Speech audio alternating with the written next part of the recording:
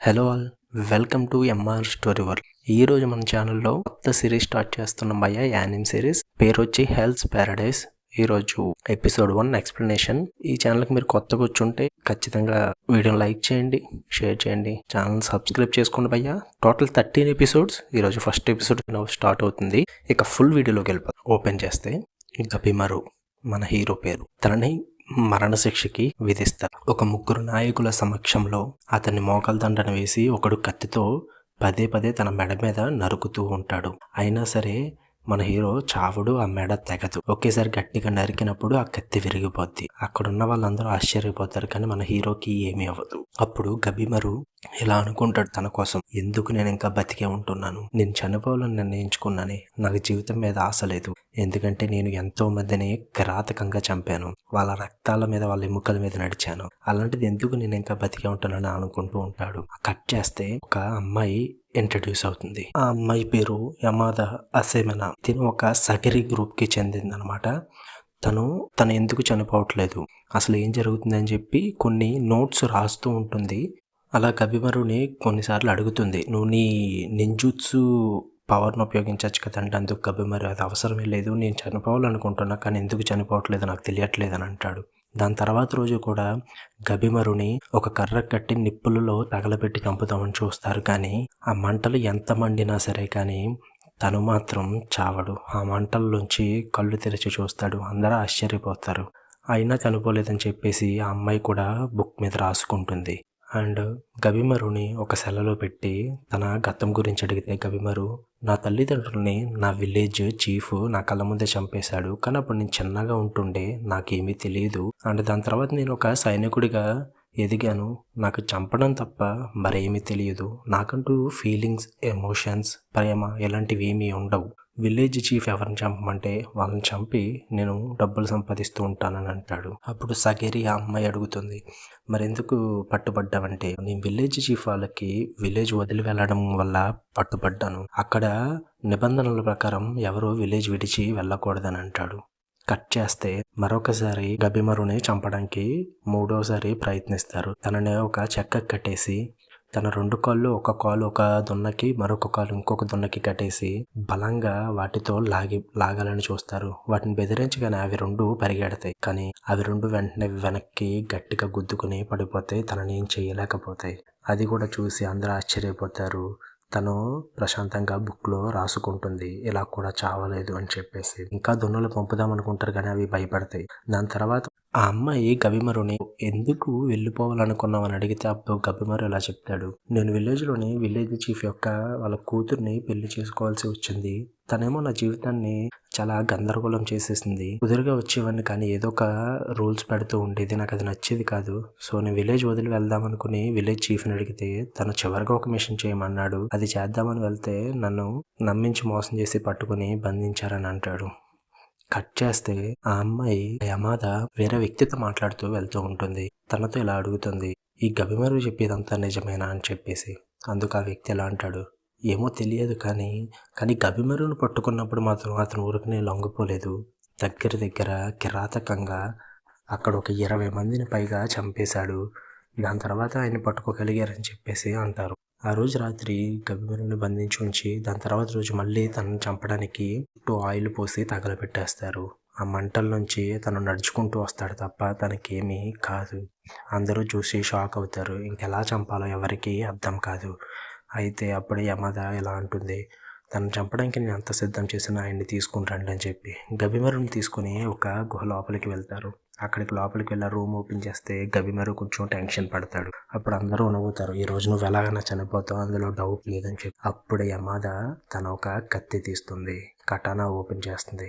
ఏంటనంటే యమాదా ఒక సగరి గ్రూప్ కి చెందింది. వాళ్ళు ఏం చేస్తారంటే కత్తులను తయారు చేస్తూ ఉంటారు. అవి చాలా పదునైనవి అండ్ వాటిని తయారు చేసిన వాటిని మనుషుల మీద ప్రయోగిస్తూ ఉంటారు. ఇలా వాళ్ళు చాలా డికేట్స్గా, చాలా సంవత్సరాలుగా చేస్తున్న ఆ వృత్తిలోంచి వచ్చిందే ఈ అమ్మాయి. అది తెలిసిన మన గబిమరు కొంచెం టెన్షన్ పడతాడు. తర్వాత తన కత్తి తీసుకుని గబిమరుని చంపడానికి వస్తుంది. అప్పుడు ఇలా అంటుంది గబిమరుతో, నువ్వు నీ మీద చేసిన చావు ప్రయోగాలన్నిటిని నువ్వు చనిపోవాలి అనుకోవట్లేదు, అందుకే వాటినన్నిటిని అలా తిప్పికొట్టావు, లేదంటే ఇప్పటికి నీవు చనిపోదు అని అంటుంది. అందుకు గబిమరు గట్టిగా అరుస్తూ, నాకు బతకాలని లేదు, నేనేం అలా చెయ్యలేదు, నేను చనిపోవాలని అనుకున్నాను, నాకు బతకాలని అయితే ఏమీ లేదు, నా మీద ప్రయత్నించిన ప్రయత్నాలు నేను అడ్డుకోలేదు అని అంటాడు. అప్పుడే ఆ యమద వెంటనే కత్తి తీసుకుని గబిమరు మీదకి రావడంతో గబిమరు పేక తెగిపోద్ది.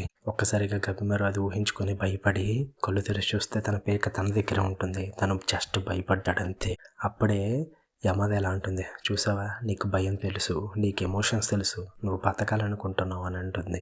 లేదు, నేను బతకాలనుకోవట్లేదు అన్నప్పుడు యమద గబిమరు యొక్క అసలైన కథ, అసలైన గతం చెప్తుంది. నువ్వు ఎప్పుడు విలేజ్ చీఫ్ కూతుర్ని పెళ్లి చేసుకున్నావు, దాని తర్వాత నీ జీవితం మారిపోయింది. తను నీతో ఎంతో ప్రేమగా ఉండేది, నీకు అది నచ్చింది, తనతో జీవితం నువ్వు ప్రశాంతంగా గడపాలనుకున్నావు. తను నీలో ఉన్న ఎమోషన్స్ని, నీలో ఉన్న ప్రేమని తిరిగి పుట్టించింది. నువ్వు గబిమరు దహాలో అంటే మాన్స్టర్వి కాదు, నీలో కూడా ఒక మనిషి ఉన్నాడని చెప్పి నీ వైఫే నీకు తెలిసేలా చేసింది. అందుకే నువ్వు తనతో బతకాలనుకున్నావు కాబట్టి నువ్వు ఇప్పుడు ఇలా చనిపోకుండా బ్రతకడానికి ప్రయత్నిస్తున్నావు అని అంటుంది. అది విని గబిమరు కొంచెం ఆశ్చర్యపోతాడు. ఏంటి, నాలో కూడా ప్రేమ ఉందా అది ఇది అని చెప్పి. అప్పుడు తనలో ఉన్న ప్రేమ తనకి తెలుస్తుంది. గబిమరుకి తన వైఫ్ని తను ప్రేమిస్తున్నాడని అర్థమవుతుంది. అసలు విలేజ్ నుంచి ఎందుకు తప్పించుకోవాలనుకున్నాడంటే గబిమరు తన వైఫ్తో ప్రశాంతమైన జీవితం గడుపుదామనుకున్నాడు బయటికి వెళ్ళి. అది విలేజ్ చీఫ్కి నచ్చకే తనని బంధిస్తాడు. ఆ టైంలో తప్పించుకోవడానికి గబిమరు 20 మందికి పైగా చంపుతాడు, కానీ తప్పించుకోలేకపోతాడు. ఇదంతా మాట్లాడిన సగిరి అమ్మాయి యమద ఒక్కసారిగా తనని చంపకుండా తన ముందుకి ఒక పత్రాన్ని తీసుకుని వస్తుంది. అందులో ఇలా రాసి ఉంటుంది, ఈ ప్రపోజల్ని యాక్సెప్ట్ చేస్తే నేను క్షమించి వదిలేస్తామని చెప్పేసి. ఆ ప్రపోజల్ ఏంటి అని అడుగుతాడు గబిమరు. అప్పుడు యమద సంబంధించిన మొత్తం విషయం చెబుతుంది. ఒక రాజ్యం ఉంది, అక్కడికి నువ్వు వెళ్ళి అక్కడ ఒక ద్రవం ఉంటుంది, ఎలిక్సర్, అది మాకు చాలా అవసరము, అది మా వాళ్ళకి చాలా అవసరము, దాన్ని కనుక నువ్వు తీసుకుని వస్తే నిన్ను విడిచిపెట్టి నీ వైఫ్ దగ్గరికి పంపడానికి మేము అనుమతిస్తామని అంటుంది. ఏంటి అసలు ఎలిక్సర్ ఏంటి, ఆ ప్రాంతం ఏంటంటే అది ఉందని ఇప్పటివరకు ఎవరికీ తెలియదు. మాకు కూడా మా వాళ్ళు కొంతమందిని పంపాము, కానీ అక్కడి నుంచి తిరిగి బోటు వచ్చింది, కానీ వాళ్ళు రాలేదు. చాలా రకాల పూలతో బోటు వచ్చింది. ఆ పూలు ఏంటని చూస్తే అందులో మా వాళ్ళ చేతులు కాళ్ళు విడివిడిగా ఉన్నవి, వాటిలోంచి పూలు మొలిచి వచ్చాయి అని చెప్పేసి అంటుంది. అది విని గబిమరు కొంచెం ఆశ్చర్యపోతారు, అక్కడ ఉన్న వాళ్ళతో సహా అందరూ. అయితే గబిమరు ఎలా అంటాడు, ఏంటి అదంతా నిజమేనంటే, ఇప్పుడు దాకా అది ఒక కథ అని మేము అనుకున్నాం, కానీ మేము కళ్ళారా చూసేంత వరకు మేము నమ్మలేకపోయాం. ఇప్పుడు నువ్వు అక్కడికి వెళ్ళి మాకు కావలసిన ద్రవం ఆ ఎలిక్సర్ని తీసుకుని రావాలి. అలా తీసుకుని వస్తే నీ మీద ఉన్న కేసులన్నీ తీసేసి నిన్ను ఒక నిర్దోషిగా ప్రకటించి నీ భార్యని కలిసేలా చేస్తామని చెప్పి అంటుంది. అందుకు గబిమరు ఒప్పుకుంటాడు. అయితే వెనకాలన్న నాయకులు మాత్రం గబిమరును విడిచిపెట్టడానికి ఒప్పుకోరు, గట్టిగా అరుస్తారు. వెంటనే గబిమరు యమదాతో ఎలా అంటాడు, నువ్వు నా నింజుత్సు పవర్ చూడాలనుకున్నావు కదా, అయితే కొంచెం దూరంగా ఉండు అని చెప్పేసి. వెంటనే గబిమరు తన ఒంటిని మెరుస్తున్న మెరుపుల జ్వాలగా తయారు చేసి వెంటనే అక్కడ ఉన్న వాళ్ళందరినీ చంపేస్తాడు, ఒక నాయకుడిని తప్ప. ఆ నాయకుడు మాత్రం వెంటనే భయపడిపోయి ఒక మూలన కూర్చొని నన్ను విడిచిపెట్టి అని ఏడుస్తూ ఉంటాడు. అక్కడి నుంచి గబిమరు యమద ఇద్దరు బయలుదేరతారు. గబిమరు ఎలా అంటాడు, నేను ఖచ్చితంగా తిరిగి వస్తాను, నా వైఫ్ని నేను కలుస్తాను అని చెప్పి అంటాడు. ఇక్కడితో ఎపిసోడ్ 1 క్లోజ్ భయ్యా. మీకు కనుక ఎక్స్ప్లెనేషన్ నచ్చితే ఖచ్చితంగా లైక్ చేయండి, వీడియో కింద కామెంట్ చేయండి మీ ఒపీనియన్. అండ్ నెక్స్ట్ ఎపిసోడ్ కోసం ఇంకా ఇంట్రెస్టింగ్ ఉంటుంది నెక్స్ట్ ఎపిసోడ్. సో ఈ సిరీస్ అంతా ఎలాగే ఉంటుంది భయ్యా, చాలా ఇంట్రెస్టింగ్ ఉంటుంది, హెల్త్ ప్యారడైజ్ యానిమీ. అండ్ మీకు మరిన్ని ఎపిసోడ్స్ వినాలని ఉంటే ఖచ్చితంగా ఛానల్ సబ్స్క్రైబ్ చేసుకోండి, మరిన్ని వీడియోస్ త్వరగా వస్తూనే ఉంటాయి. Okay, bye, love you all.